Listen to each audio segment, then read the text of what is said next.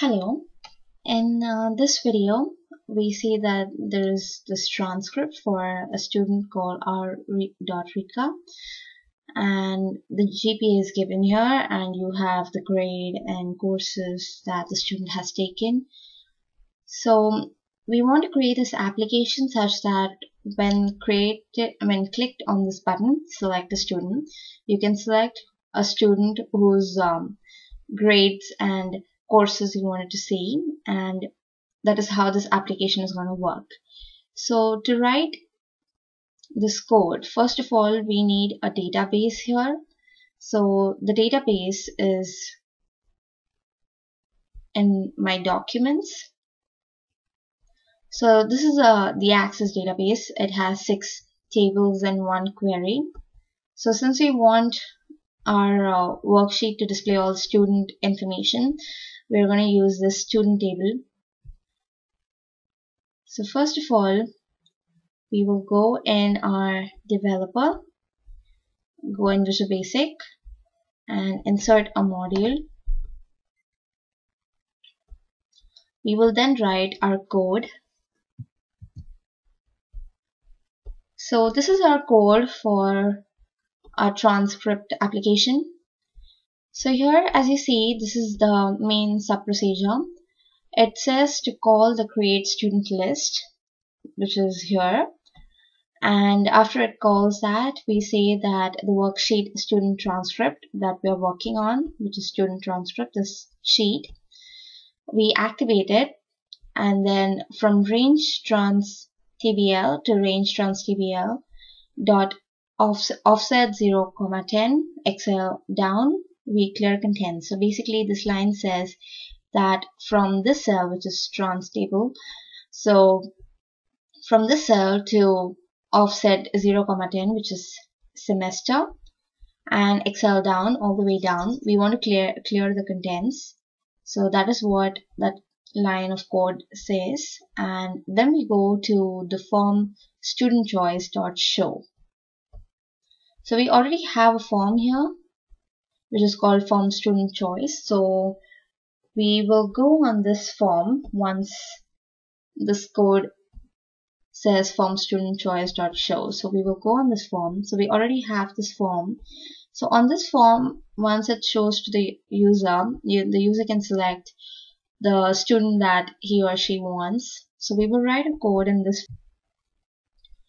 So this is our code here. So what we've done is, for the cancel button, if pressed on, once the cancel button is pressed, the form should unload. So we've just written for that. For the OK button, once clicked, if no name has been selected from the drop down, the message box please select a name, student name will be shown. And if a student name has been selected, then that value is taken by student name, and then the text box will unload. And next, for user form initialize, it says cmb student.row source. So this is a student list. So that's the code for the form student choice. We will go back to our module. So once you select the name, it will then call the transcript sub procedure. So first we will see our create student list procedure. So here it says application.screen updating is equal to false, and it creates a temporary worksheet called temp.activate, and it clears all its contents. Next, you see this SQL code, which is src is equal to select name from table student, which is our database here. And we say the output range is equal to A1 cell in the worksheet temp. We then call our function query data, and we say from range A1 to down dot name is equal to student list. So that entire range of names we say as student list, and that is the student list that you see in this form code, which is here. And then after this, you say that the application.screen updating is equal to true. Next, we will say our sub-procedure for transcript. So here, as we did in create student list, we do application.screenUpdating is equal to false. Then the range tStudent.value is equal to student name that you have selected in the form. So tStudent is a cell which is named here. So besides the student name, the cell that is visible is the cell tStudent. So the value for that cell is going to be the name that you chose through your form. Then we write another SQL line which says select grade, section number, course ID from query course ID, where student name is the student name that you selected. The output range is going to be entrance TBL, which is here. So it's going to be output will be from here onwards. Next, you call the query data function. And for the GPA, you do this do loop, which is for the range trans TBL from offset 1, 0 and the value. So you write the SQL code here, and then you output that in the course table, which is here under the course name. That is a course table. And then again you call the function query data.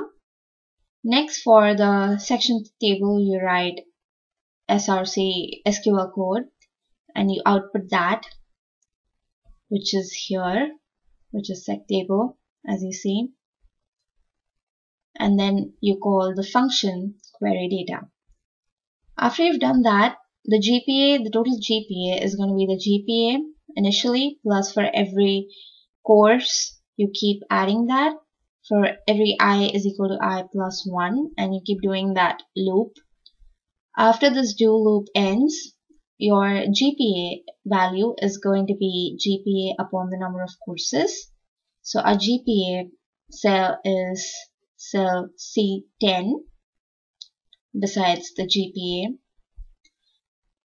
So that is going to be our GPA value. Next, we want all the data here in an ascending order, and so we mention the range and we write order is equal to Excel ascending, and then we write application.screenUpdating is equal to true. For our function query data, we write the path of the Access database.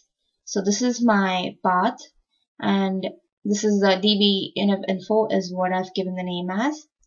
Then we set the connection, student connection is equal to, this is a data type, new adodb.connection, which is ActiveX data objects. We then write connection source is equal to the provider is equal to Microsoft and the path, which is db.info. We then write cnt student connection.open and connection string is equal to connection source. For our record set, we write set rst new query is equal to this data type, and then we open this record set and we write source is equal to src, active connection is equal to cnt student connection. We then give the range output range of set I, j, and then copy this entire data and paste it in our worksheet. At the end of this procedure, we write this code where we say set rst new query is equal to nothing, cnt student connection dot close, and set cnt student connection is equal to nothing. So this is our entire code for our transcript application. So we can go in main and click play. So as you can see, this is a form that opens up.